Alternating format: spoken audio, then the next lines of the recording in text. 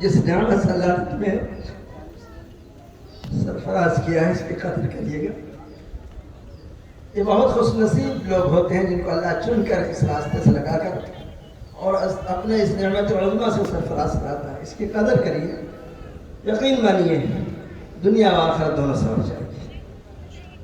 اگر آپ نے اس کی قدر کی اللہ آپ کی قدر کرے گا، اور اس کے ساتھ اگر اللہ نہ کرے کسی نے کوئی اور انداز استعمال کیا، ان آنکھوں نے بہت برا وقت دیکھا ہے ایسے لوگوں کا۔ اللہ نہ کرے ہمارے کسی بچے کی وقت آئے، آپ لوگ اس کی قدر کریے اور اپنی ایک پہچان رکھیے۔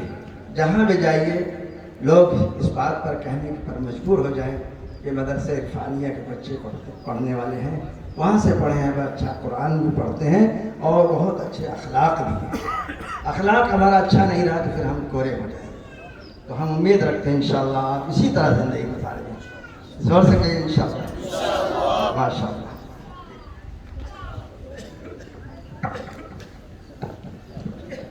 مولانا شہاب الدین صاحب سے گزارش کروں گا کہ حضرت مولانا عبداللہ صاحب اور ان کے رفقا کو ساتھ لے کر کے ان کی قیام گاہ تک پہنچائیں، اور ان تمام طلبہ سے گزارش کروں گا کہ یہ محمد انس فافا، محمد انس امین گنج، محمد سعد میرا پور، محمد ایان سسائی